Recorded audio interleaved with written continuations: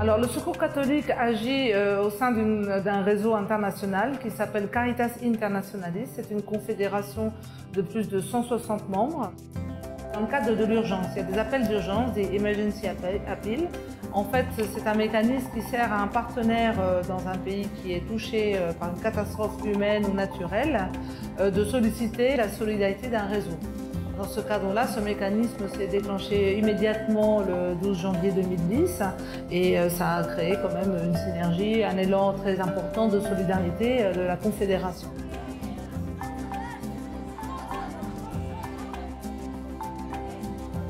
Dans le cadre de l'urgence en Haïti, on a travaillé avec, d'abord, premièrement, avec notre partenaire naturel qui est Caritas Haïti, qui a été aussi mobilisé et affecté comme d'autres au moment de l'urgence. Nous avons également identifié des acteurs du réseau d'églises, donc là, notamment des congrégations locales qui sont implantées de longue date en Haïti, qui intervenaient dans l'éducation, etc. Notre objectif premier a été d'accompagner des projets qui visaient à reconstruire des bâtiments collectifs, avec une vocation sociale. Ça a été un des objectifs majeurs du Secours catholique dans l'intervention post-séisme. Depuis le séisme, il y a une collaboration assez franche, je dirais, entre la congrégation et Caritas, que ce soit Caritas de Suisse, France. Et il y a comment on peut dire, une distribution des tâches. On a choisi le Caritas suisse à cause de cette expérience dans le métier de construction.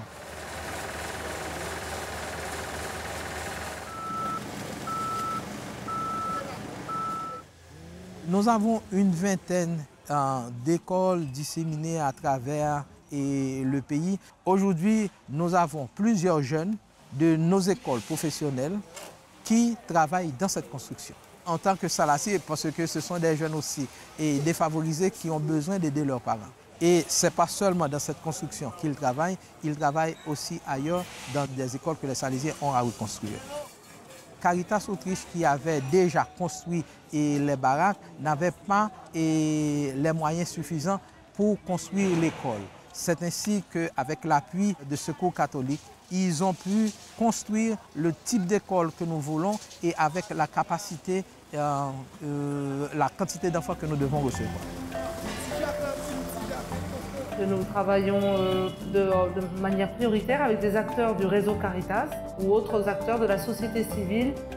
Dans le cas de l'intervention d'urgence, nous avons été amenés aussi à opérer des choix de travailler avec des acteurs internationaux, donc des ONG françaises, qui ont une compétence dans le domaine de la santé, sur la construction, qui sont également implantés de longue date en Haïti. Ce sont des alliances stratégiques sur des thèmes.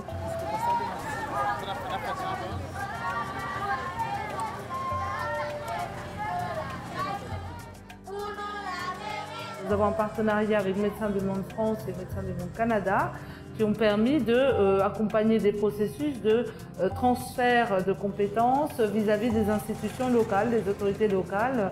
C'est ce que fait Médecins du Monde partout sur la planète, là où ils interviennent.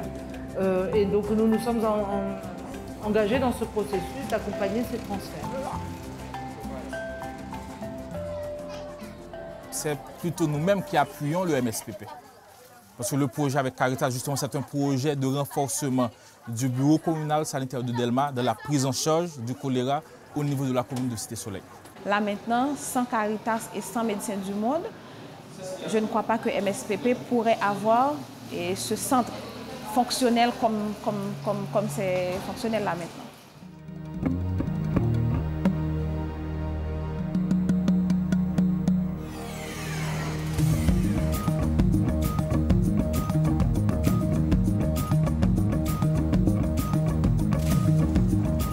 Donc qu'est-ce qui fait que le Secours catholique ait souhaité intervenir? Je pense qu'il y a plusieurs choses. Premièrement, la nature du projet, la reconstruction, et c'était encore dans les axes d'intervention du Secours catholique.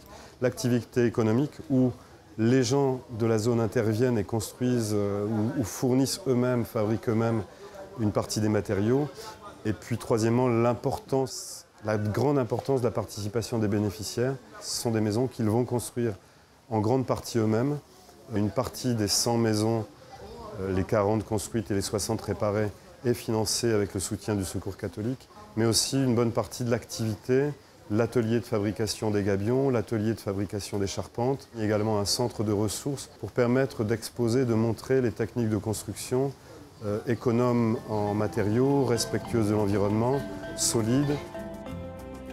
On travaille avec des acteurs qui œuvrent pour l'autonomisation des populations les plus vulnérables. C'est la finalité des actions du réseau du Secours catholique et du réseau mondial Caritas. Ils ont une vision similaire à la nôtre en termes d'engagement dans la durée. Et notamment, nous avons comme posture de traverser l'urgence pour nous investir dans le développement durable. Si cette dimension-là est respectée et fait partie du moteur d'action des partenaires avec lesquels on a travaillé en Haïti, pour nous c'est intéressant parce qu'on sait que les acteurs du développement, ce sont les personnes elles-mêmes.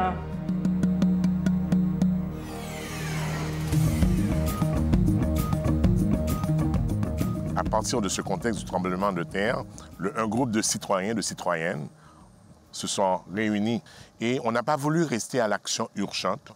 Nous avons dit qu'il faut aller un peu plus loin. Plus loin pour nous, c'est faire du développement durable. C'est voir comment peut-on protéger le patrimoine ici. Et en même temps, c'est bâtir un avenir avec la communauté. Avec le projet Secours catholique et développement et paix, nous allons ouvrir un projet avicole. Notre objectif, ça peut être ambitieux, mais on souhaiterait qu'en septembre 2013, il y a 1000 dindons, 1000 canards et 1000 pétales. Les familles fermiers qui se trouvent dans la zone, on va leur donner des petits poussins, 20 poussins, et en même temps, on va les encourager avec la nourriture et avec les soins du vétérinaire aussi, pour qu'ils puissent avoir un petit enrichissement de revenus. Quand poussins, pétados, dindons seront suffisamment grands après 5 mois, ils doivent vendre 15. Les 5 autres, ça va rester pour avoir d'autres pétados, d'autres canetons, etc. chez eux.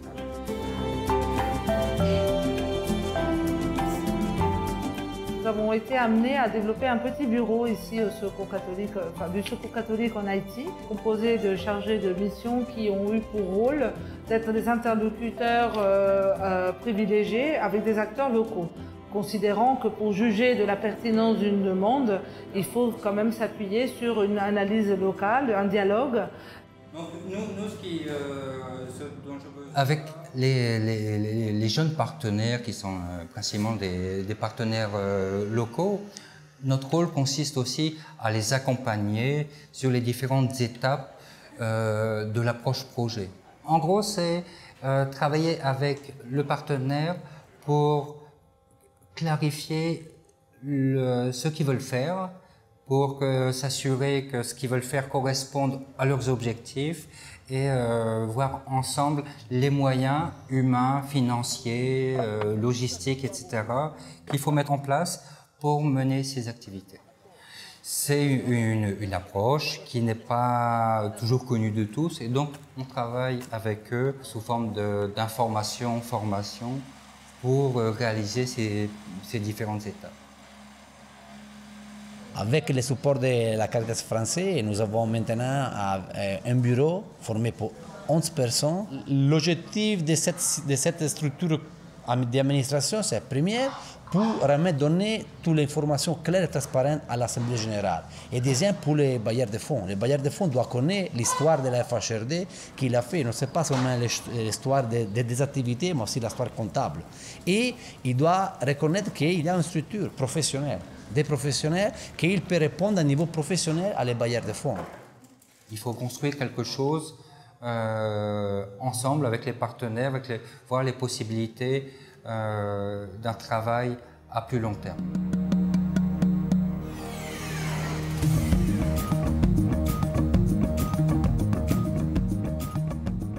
Logistique supérieure, c'est un projet qui a débuté il y a peu de temps, donc c'est pour le moment, pour nous, très important de l'inscrire dans une logique de développement local.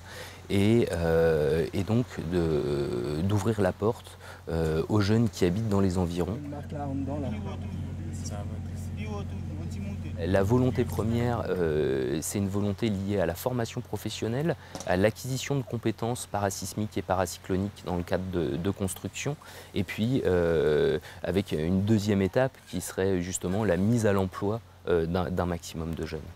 Je pense que les bailleurs financiers ont vu qu'il y avait quelque chose vraiment qui se fondait et qui s'installait ici, et donc ont décidé de nous accompagner dans le renforcement de compétences et le renforcement de l'infrastructure. Et aujourd'hui, c'est le cas du Secours catholique qui nous accompagne sur la construction d'un bâtiment pédagogique et administratif. Maintenant, la force de Rustique Supérieur, justement, c'est aussi d'associer des compétences internationales avec des compétences nationales. Et le fait d'être justement une équipe un peu mixte, ça permet de résoudre un certain nombre de problématiques et puis d'avancer beaucoup plus rapidement en travaillant main dans la main par rapport justement au contexte dans lequel on évolue.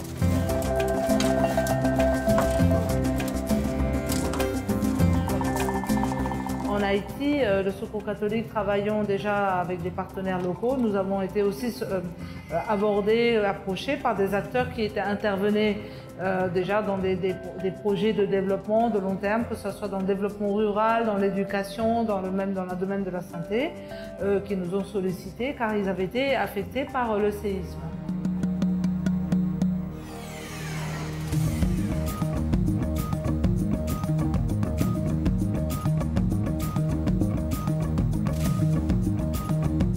Tout le monde a pu croire que c'était seulement dans les grandes villes qu'on a eu des dommages.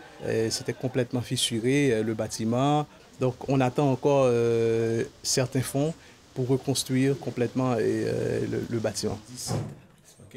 Après, on a pu construire. L'apparition des cas de choléra en Haïti, c'est à partir d'octobre 2010. On ne pouvait pas fermer les services déjà offerts à la population encore qui aimerait avoir beaucoup plus de soins. On ne voudrait pas placer les cas choléra et d'autres patients qui viennent pour des consultations à risque de les attraper eux-mêmes la maladie. Donc on a laissé complètement cet endroit-là pour les cas de choléra. Notre programme, ça compte surtout sur la sensibilisation. Et grâce aussi aux appuis de Secours catholique, nous avions pu acheter une quantité de chlore afin de distribuer à des milliers de familles. Donc comme ça, elles auront à traiter l'eau de boisson chez elles et pour réduire ou du moins pour enrayer finalement le choléra.